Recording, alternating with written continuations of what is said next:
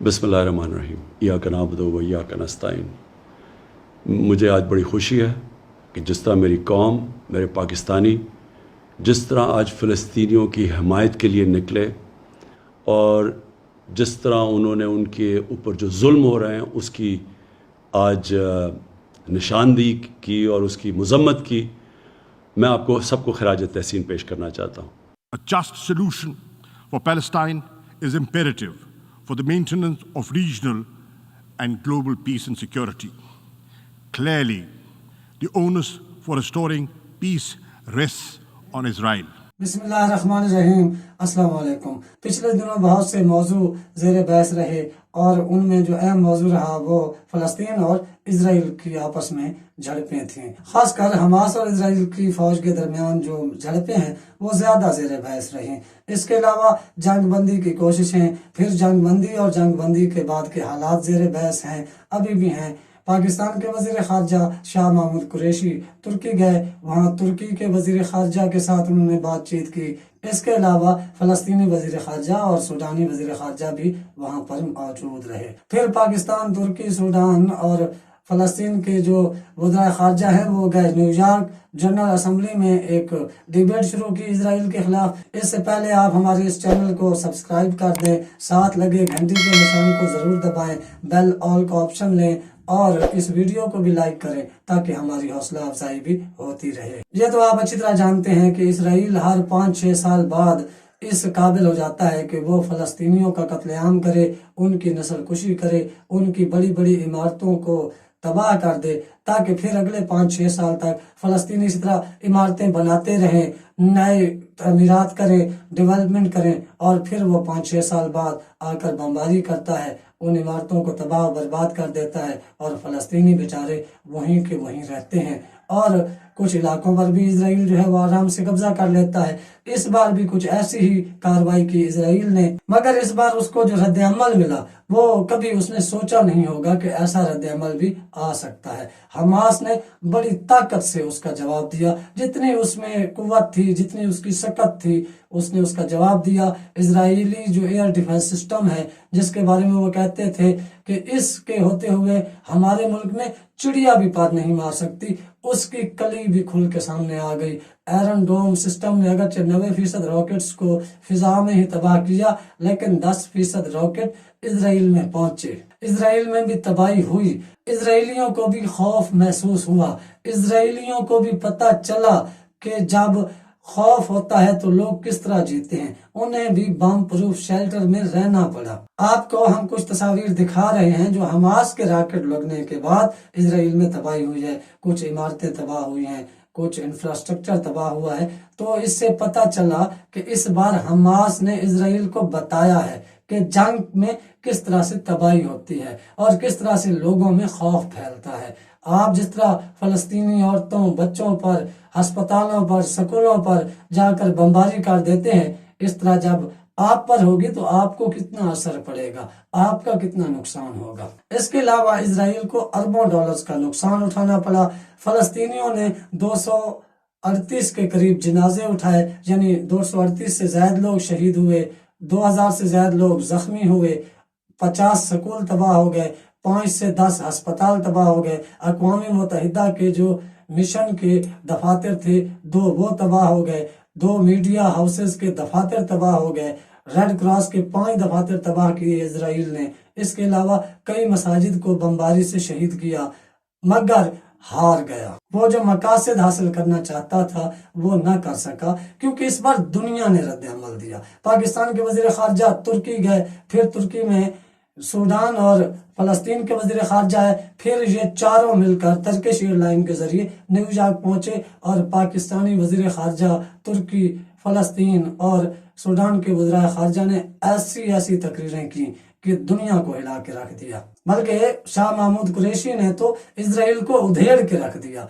और ये बताया कि दुनिया को अब ये सोचना होगा कि इजराइल की दहशतगर्दी अब खत्म होनी चाहिए और इस मसले को अब रुकना चाहिए और फ़लस्तीनियों को उनका हक मिलना चाहिए। पाकिस्तान के वज़ीर ख़ारजा ने अक़वाम मुत्तहिदा की जनरल असम्बली में बबांगे दोहल ये कहा कि सलामती कौंसल अपनी जिम्मेदारियां निभाने में नाकाम रही है। اس کے علاوہ انہوں نے اسرائیل کو ایک دہشت گرد اور غیر قانونی ریاست کہا. اقوام I am convinced the tide is turning. I am convinced the pressure of public opinion is mounting and ceasefire is inevitable. Israel is losing out. They're losing the media war despite their connections. They are losing the media war. The tide is turning. What are their connections? Deep pockets. What does that mean? Well, they're very influential people. They control media. I mean, I would call that an anti-Semitic remark. Well, you see, the point is they have a lot of influence and they get a lot of coverage. Now, what has balanced that is the citizen journalist who has been reporting, sharing video clips, and that has jolted people and that has woken up people. جب CNN کی خاتون anchor نے وزیر خارجہ شاہ محمود قریشی سے interview لیا تو وزیر خارجہ نے وہاں پر یہ کہا کہ یہ دنیا جانتی ہے کہ اسرائیل میڈیا وار بھی ہار رہا ہے کیونکہ اس نے تمام بڑے بڑے میڈیا گروپس کو اپنے ساتھ ملا رکھا ہے. دنیا بھر کے میڈیا گروپس کو اپنے ساتھ ملانے کے باوجود وہ یہ جنگ ہار رہا ہے. دنیا کو حقائق پتہ چل رہے ہیں, اب وہ یہ چھپا نہیں سکتے.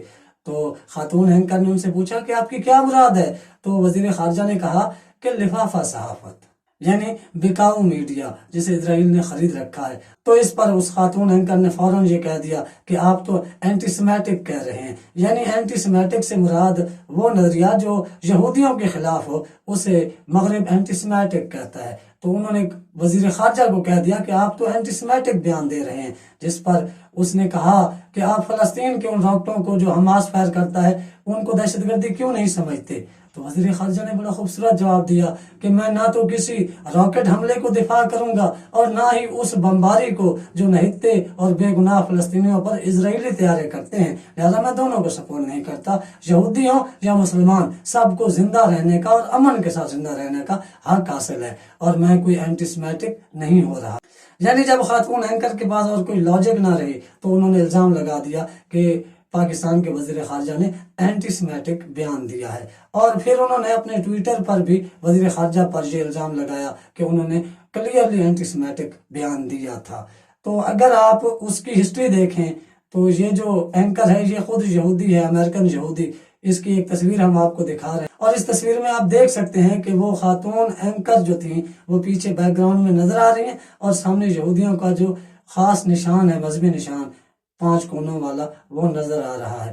تو اس سے یہ معلوم ہوتا ہے کہ اس نے تو کہنا ہی تھا اینٹی سمیٹک, اسے تو برا لگنا ہی تھا کیونکہ وہ خود یہودی تھی اور یہودیوں کے خلاف ہی وزیر خارجہ بات کر رہے تھے.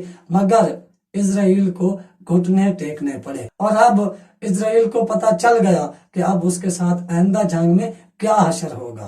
پاکستان اور ترکی نے اگرچہ فزیکلی تو جنگ نہیں لڑی اور نہ ہی دونوں ملک اکیلے یہ جنگ لڑ سکتے ہیں, مگر انہوں نے سفارتی محاذ پر اسرائیل کو چاروں شانوں چت کیا اور اس کا سہرا بہرحال پاکستان اور ترکی کے عوام اور حکمرانوں کو جاتا ہے. اور جب جنگ بندی ہو گئی ہے تو جمعے کو بھی, ہفتے کو بھی اور آج کی بھی یہ اطلاعات ہیں کہ اسرائیلی فوجیں ابھی بھی فائرنگ کر رہی ہیں فلسطینیوں پر اور کوشش کر رہی ہیں کہ شیخ الجراح کے علاقے سے انہیں نکال کر وہاں پر یہودیوں کو آباد کر سکیں. مگر اب شاید ایسا ممکن نظر نہیں آتا کیونکہ عالمی سطح پر ان کے خلاف اتنے بڑے مظاہرے ہو رہے ہیں, امریکہ میں, یورپ میں, برطانیہ میں اور دوسرے ممالک میں, کہ ان ممالک کے حکمران اب اسرائیل کے ساتھ کھلے عام کھڑے نہیں ہو سکتے. اس لیے بائیڈن بھی ڈھکے چھپے انداز میں باتیں کر رہے ہیں, اگرچہ وہ یہ کہہ رہے ہیں کہ اسرائیل کو اپنے دفاع کا حق حاصل ہے, مگر وہ اب یہ کہہ رہے ہیں کہ بے گناہ فلسطینیوں کے قتل کو بھی اوائڈ کیا جائے. اب تک کے لیے اتنا ہی. آپ اپنے گھر والوں, دوستوں کا خیال رکھیے گا, اس چینل کا بھی. اللہ حافظ.